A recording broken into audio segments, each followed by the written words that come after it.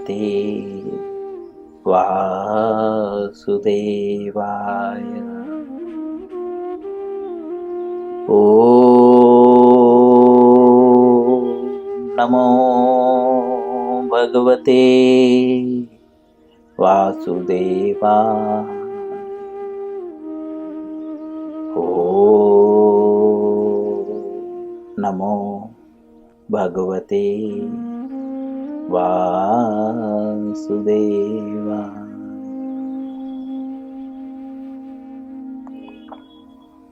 श्री श्री कृष्ण लीलामृत पुस्तक का नाम है अध्याय 37।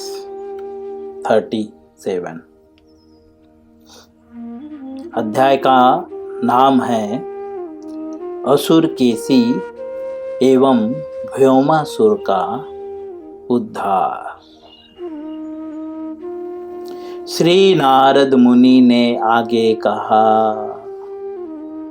फिर शब्द प्रयोग कर रहे हैं, मेरे प्रिय भगवान। बार बार यह जो है आदर देने वाला शब्द है। देखो, दो शब्दों के बाद बार बार नारद मुनि भगवान को कह रहे हैं, मेरे प्रिय मेरे प्रिय मेरे प्रिय मेरे प्रिय। यह चेतना की बात है। जैसा कि मैंने कहा, हमें हमारे बड़ों से इसी प्रकार बात करना चाहिए। जैसे कोई पुत्र अपने माता से कुछ बात करना चाहता है, हे मेरी प्रिय माता, मुझे जो है खाना निकाल दीजिए, प्रसाद दे दीजिए। हे मेरी प्रिय माता, मुझे मेरे स्कूल का ड्रेस दे दीजिए।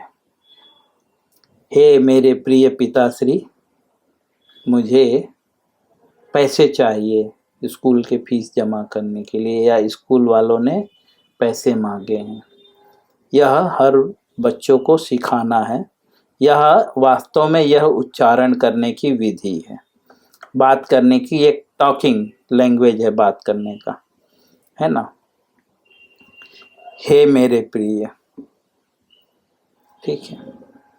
तो हे मेरे प्रिय मित्र, हे मेरे प्रिय पत्नी, हे मेरे प्रिय पति, हे मेरे प्रिय पुत्र।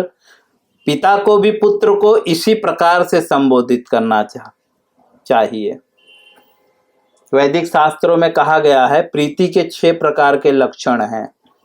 6 प्रकार से प्रीति होती है। अगर आप चाहते हैं, प्रीति का मतलब संबंधता में प्रगाढ़ता, संबंध में, हमारे एक दूसरे के बीच में रिलेशन। बोलो अच्छा रिलेशन कब होगा?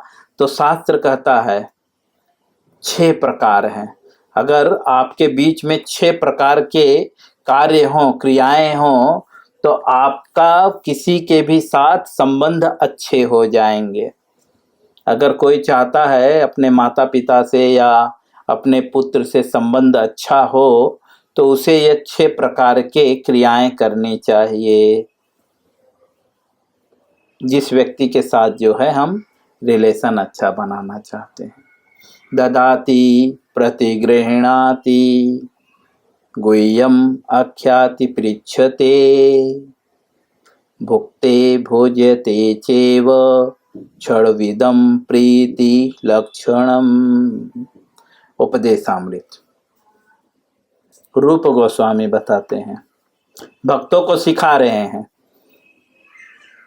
कि भक्तों के बीच में संबंध कैसे अच्छा होगा।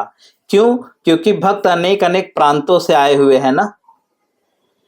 कोई यूपी से है, कोई बिहार से है, कोई पंजाब से है, कोई गुजरात से है, कोई हरियाणा से है, कोई काबुल से है, कोई कश्मीर से है, कोई कुवैत से है ना, कोई आसाम से है, कोई वेस्ट बंगाल से है ना, कोई कांदेवली से है, कोई बोरेवली से है।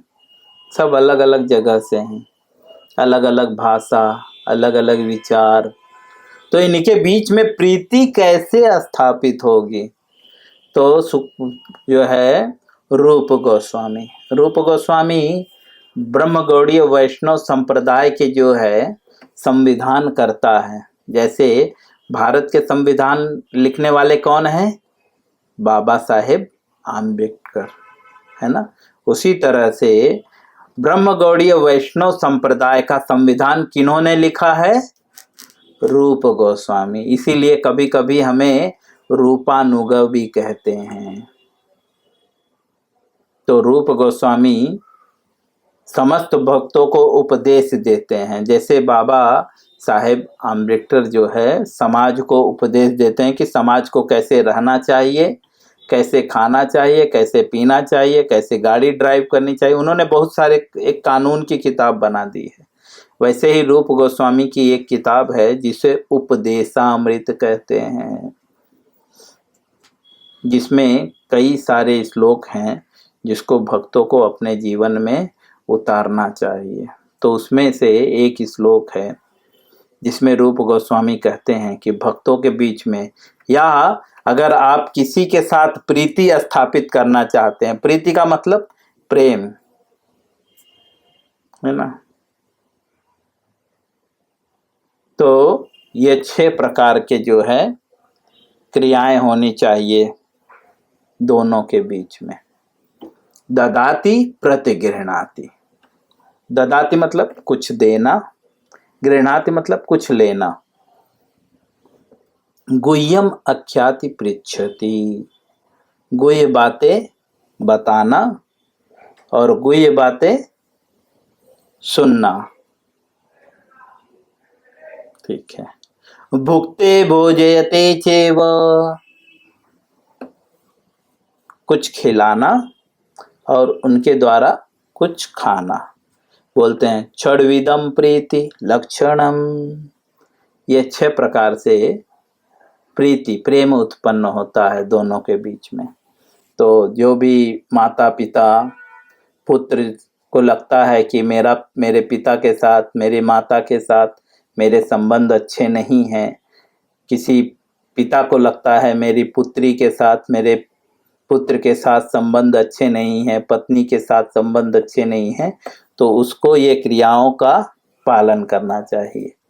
अगर वह ये क्रिया को अपनाता है तो वह निश्चित ही उसके बीच में प्रीति स्थापित होगी। क्योंकि यह शब्द कोई आम व्यक्ति नहीं बोल रहा। कौन बोल रहा है? परम वैष्णव रूप गोस्वामी।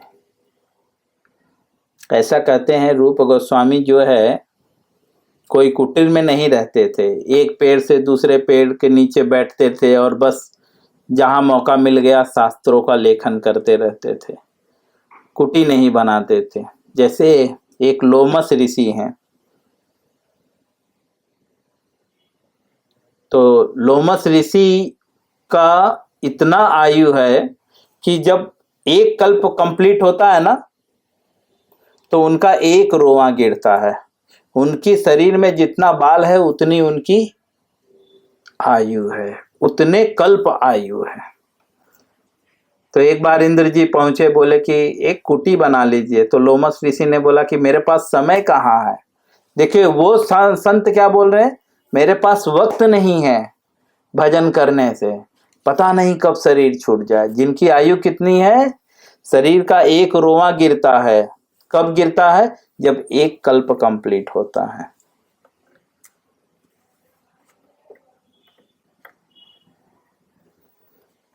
ऐसे ही रूप गोस्वामी जो है बहुत महान भक्त थे। ऐसा कहते हैं कि एक बार वे शास्त्रों का अध्ययन लेखन कर रहे थे, धूप बहुत कड़ी थी, राधा रानी ने अपने आंचल से उनको छांव दिया हुआ था। इतने महान भक्त थे। राधा रानी उनको अपने आंचल से छांव दी थी कि मेरा भक्त जो है धूप में बैठा हुआ है। इतना प्रेम करती हैं राधा रानी भगवान श्री कृष्ण के सेवकों से, भक्तों से, इतने महान थे। तो ये 6 प्रकार से प्रीति स्थापित होती है।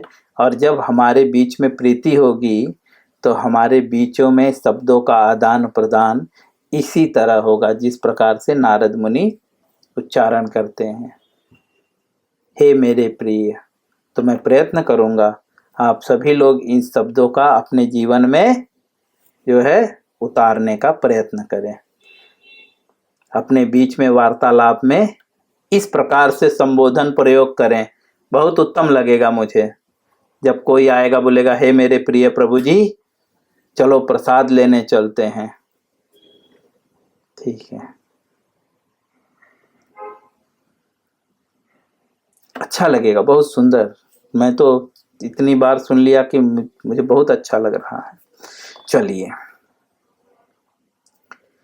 नारद मुनि संबोधन कर रहे हैं पुनः भगवान को, मेरे प्रिय भगवान। तदनंतर आप किस प्रकार सूरवीर भूपालों की कन्याओं अर्थात राजकुमारियों से क्षत्रिय शौर्य का मूल्य चुकाकर विवाह करते हैं। नारद मुनि जैसा कि पहले बताए कि आपको जो है चारुण्य, शंखा चारुण्य और मुष्टिक ऐसे असुरों का वध करना होगा और कोल्यापिंड नामक हाथी का वध करना होगा और साथ ही साथ कंस का भी वध करना होगा। उसके बाद जो है उसके पश्चात अन्य भी बहुत सारे असुर हैं, जैसे यौवन, मूर, शंख, नरकासुर, इन सब का वध करके आप इनकी जो कन्याएं हैं भूपालों की, सूरवीरों जो भूपालों की जो कन्याएं हैं उनके साथ आपको विवाह करना है। यह दर्शन करने में भी मैं समर्थ होऊंगा। अर्थात नारद जी यहाँ पे बता रहे हैं कि ये सब लोग नहीं देखेंगे, हर किसी को देखने के लिए नहीं है, लेकिन मैं समर्थ होऊंगा। क्यों समर्थ होऊंगा? भक्ति के बल पे नारद बता रहे हैं मैं समर्थ होऊंगा देखने में।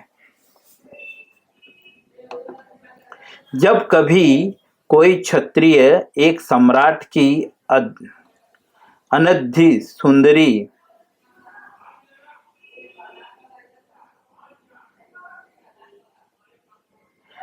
एवं गुणवती कन्या से विवाह की अभिलाषा करता है तो उसे अपने प्रतियोगियों से युद्ध करके विजयी होना पड़ता है।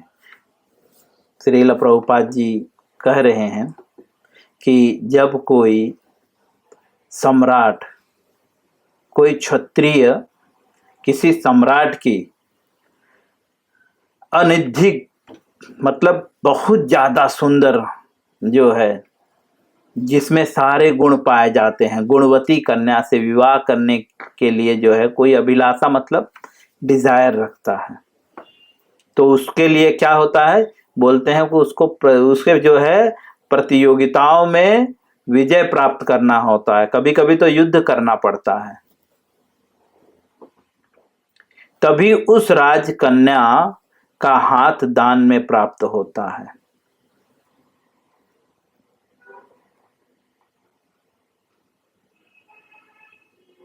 जैसा कि हमने रुक्मणी के विवाह में देखा था, भगवान ने रुक्मणी को जीत के लाया था। ऐसे अनेक हैं शास्त्रों में उदाहरण।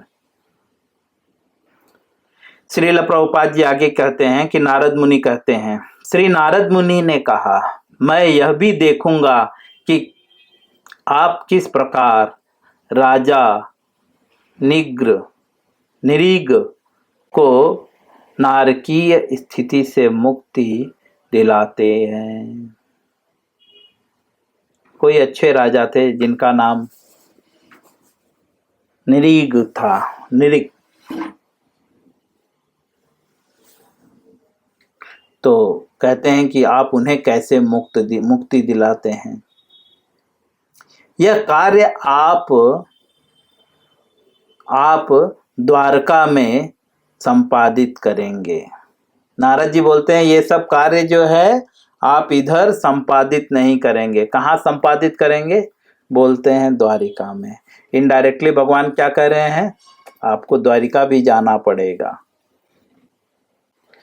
ऐसा लग रहा है कि नारद जी ऑलरेडी सारा प्लान भगवान को बता रहे हैं कि तुमको इस संसार में जब आए हुए हो, आपको अभी शेड्यूल क्या है आपका। अभी तक द्वारिका नगरी बसी नहीं है ना? क्योंकि अभी तो भगवान बहुत छोटे हैं, 8-10 साल के हैं, 8-10 साल कंप्लीट कर चुके हैं समथिंग। द्वारिका नगरी तो बाद में बसा। भगवान जब जरासंध को, हाँ, जरासंध जो है कई बार आक्रमण किया तो भगवान एक बार भाग गए, भागकर उन्होंने द्वारिका नगरी बनाई। नहीं, जरासंध नहीं, शायद जरासंध, बिल्कुल सही। तो भगवान जो है भाग गए थे, तो भाग के उन्होंने अलग से एक द्वारिका नगरी बनाई थी। वो अभी बहुत बाद में है, कंस का वध वगैरह हो जाने के काफी देर बाद। कई बार जरासंध को हराया। उसके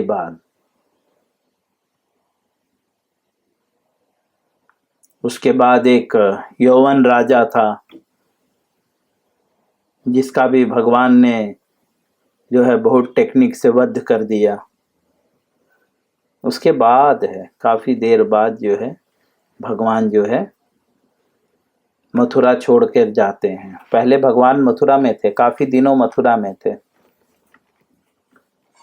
बाद में वे अपनी एक द्वारिका बनाते हैं। लेकिन यहाँ पे नारद जी जो है पूरा क्लियर कर रहे हैं नाम के साथ, यहाँ तक कि विवाह की भी बात कर रहे हैं कि आप सारे कन्याओं से विवाह करेंगे, और बता रहे हैं कि आपको द्वारिका भी जाना होगा। चलिए इसके आगे हम कल पढ़ेंगे। मैं यहीं पे विराम करता हूँ।